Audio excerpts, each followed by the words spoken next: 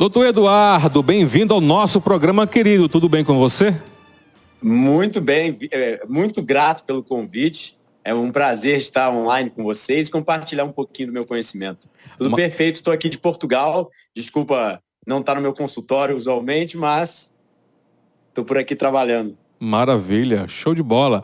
Quando eu anunciei a entrevista, na verdade a gente tinha agendado a entrevista há uns dias atrás, mas aí teve um problemazinho, um imprevisto, e o doutor Eduardo não teve como participar com a gente, mas ele participa com hoje. E o que eu mais escutei, meu Deus do céu, o que é que esse médico vai falar? O que é que esse nutricionista vai falar? Ele vai mandar a gente tirar o nosso cafezinho, eu não consigo viver sem café. Então tem muita gente que já começou a arrancar os cabelos da cabeça, viu, Eduardo, com essa história de malefícios do café. Mas enfim, vamos lá. O café realmente ele faz mal para a nossa saúde, doutor Eduardo? Vamos lá. Eu gosto de contextualizar por vários fatores e gosto sempre de estar usando a ciência primariamente para nos embasar. Porque como eu brinco, a gente sobe em avião, a gente usa Wi-Fi, celular, tudo isso é ciência. Mas só que geralmente o povo, quando ouve sobre a ciência nutricional, ciência médica, eles tendem a descredibilizar. Porque é aquela coisa, eu já estou comendo aquilo, já tem 20 anos, 30 anos, estou vivo. Então as pessoas acham que porque elas estão vivas, elas não têm nenhum efeito colateral, não tem problema nenhum. E não é assim.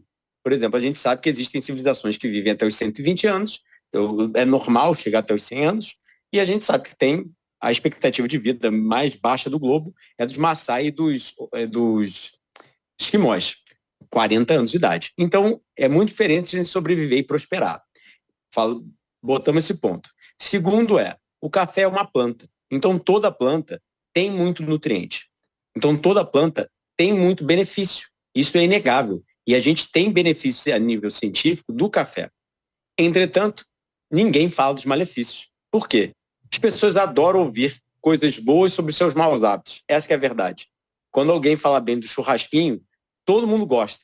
E a pessoa acaba ficando popular porque falou bem do que todo mundo gosta. E eu, literalmente, eu gosto de trazer, acabo sendo um pouco polêmico, porque eu trago os dados científicos reais. Eu trago, pode ter os lados benéficos, mas também a gente tem que tocar nos lados maléficos, que estão bem datados na literatura. Tá? Então, vamos lá. O primeiro de tudo vamos pelo lado lógico. Você não consegue consumir a fruta do café na natureza. Se você não consegue consumir ela crua, será mesmo que a gente deveria estar consumindo ela? Pergunta. Segundo ponto, a gente sabe que a torra faz o que a gente chama de produtos da reação de Maillard, ou seja, são o que eu chamo de toxinas do cozimento. Ou seja, quando a gente cozinha muito um alimento, a gente não só perde seu valor nutricional, isso todo mundo já ouviu falar, mas também a gente forma compostos tóxicos que, de acordo com a literatura, são cancerígenos, mutagênicos, genotóxicos, citotóxicos, teratogênicos, clastogênicos, pró-inflamatórios e gerontotóxicos. Eu teria que revisar um programa inteiro para passar por cada uma dessas palavras, não são xingamentos, são só palavras científicas. Entretanto, sim, a torra faz o café se tornar realmente tóxico.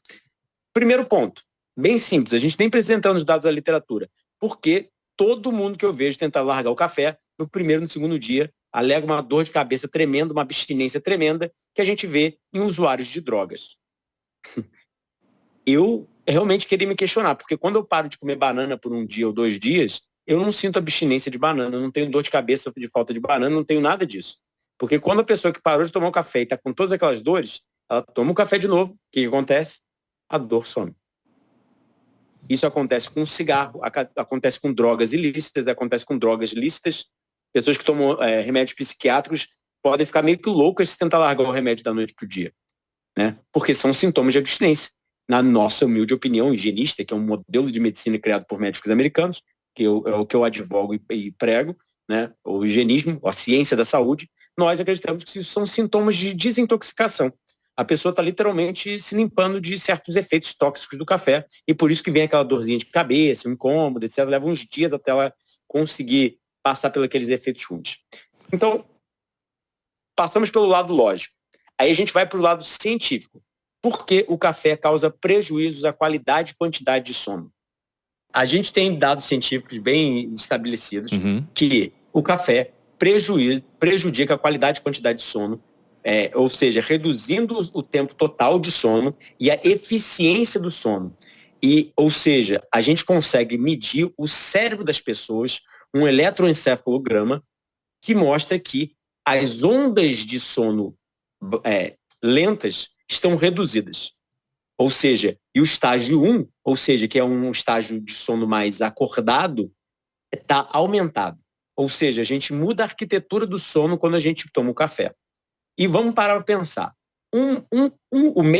A meia-vida do café, como a gente chama em farmacologia, é 6 horas. Então, 1/4 da vida do café é 12 horas. Então, se você tomou seu cafezinho ao meio-dia, é como se você acordasse à meia-noite, tomasse 1/4 de uma xícara de café e tentasse voltar a dormir. Dá certo? Não. Aí, por isso que as pessoas acordam, acaba se tornando um ciclo vicioso. Porque ela começa a tomar o café porque ela dormiu mal. Aí ela é, obviamente, acordada pela cafeína do café. Ela é estimulada. Só que aí ela prejudica a qualidade e quantidade de sono dela. E ela dorme mais mal ainda. E aí isso entra num ciclo vicioso de vários anos. Ela realmente acorda de manhã, ela está extremamente exausta, fadigada. E aí, obviamente, vamos lá. Segundo parâmetro, prejudicamos o sono. A gente sabe que o café aumenta a adrenalina, que aumenta a resistência insulínica. Ou seja, tem dados na literatura sugerindo que o café poderia prejudicar a diabetes. Terceiro dado. Uhum. Fala lá. Pode seguir. Terceiro dado. O consumo de café, obviamente, vai aumentar a ingesta de produtos da reação de Maillard. Que esses produtos da reação de Maillard são encontrados em doenças neurológicas, diabetes, câncer, doença cardiovascular, ou seja, os AIDS, os subprodutos da glicação avançada, uma das toxinas de 420 produzidas pela reação de Maillard, são não só toxinas do envelhecimento, como eu falei, gerontotóxicas, mas também são encontradas, por exemplo, em tecidos cancerígenos. Então, a gente não quer consumir algo torrado. Deus, a natureza, quem quer que seja, fez a coisa crua, em forma in natura. Por quê? Por uma simples razão. O que é gostoso ao animal em sua forma crua, o animal come. O que não é gostoso, o animal nega. Então, todas as 700 mil espécies que vivem no planeta conosco e dividem o planeta, o que elas fazem? Elas usam seus instintos para ver o que ele bota para dentro ou o que ele não bota. Então, a espécie faz o quê? Se atrai ela bota na boca.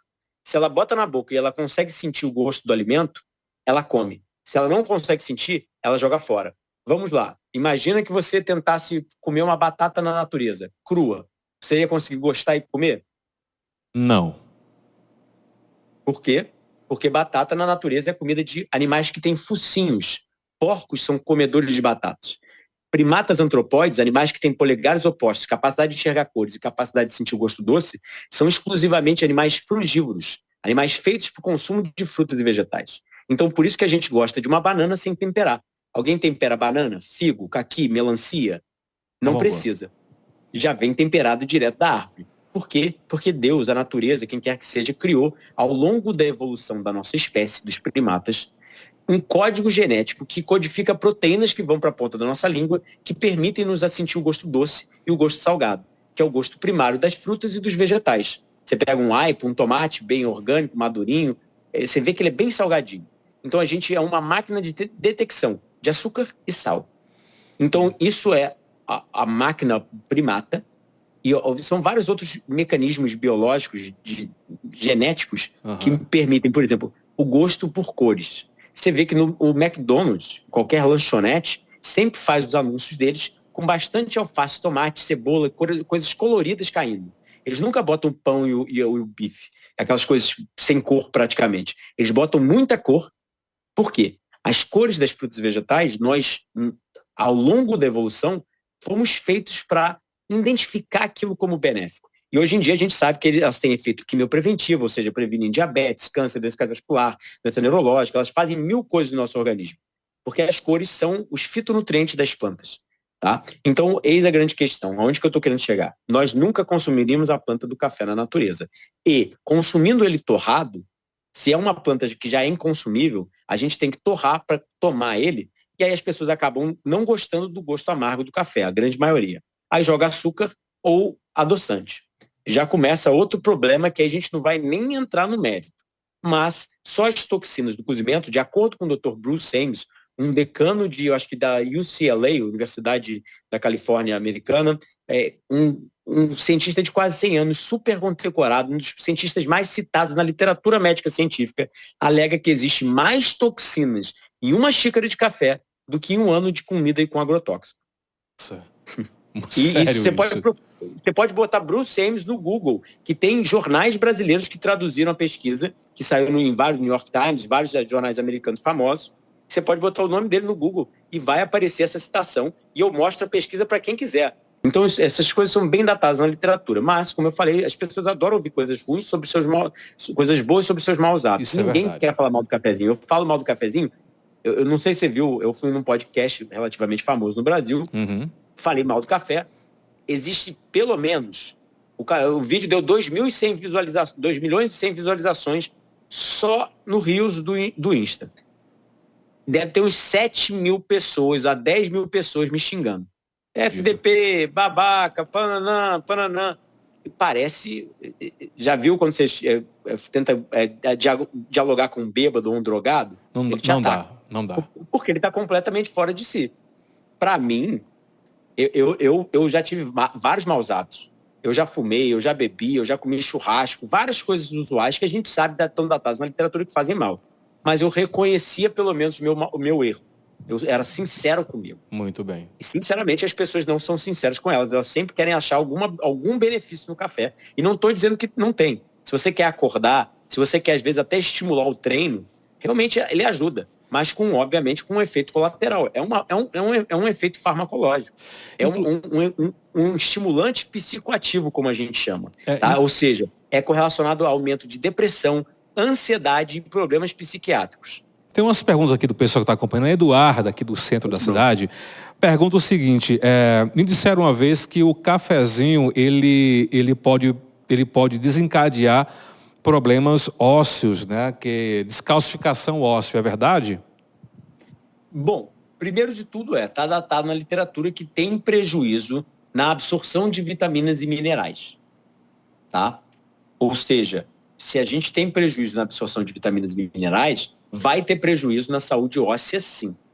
Mas o que acontece? Pesquisas, às vezes, precisam de um padrão ouro para ser comprovado.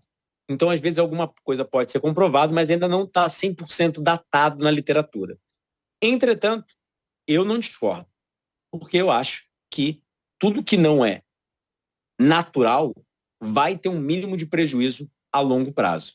Às vezes a gente não vê ele a curto prazo, mas, sinceramente, o consumo de café é consideravelmente, a nível evolutivo, algo muito recente. Então, acredito que possam ter estudos, sim. Esse eu já vi coisas sobre, mas realmente eu nunca mais fui tão a fundo. Mas tem prejuízos, por exemplo, a mulheres grávidas, que mulheres grávidas não são recomendadas ficar tomando muito cafezinho. Tem vários outros prejuízos também bem datados na literatura, né? O cafezinho, ele pode piorar o refluxo ou causar refluxo, assim como a gastrite, doutor Eduardo? Sim. O consumo de café é correlacionado ao aumento de refluxo.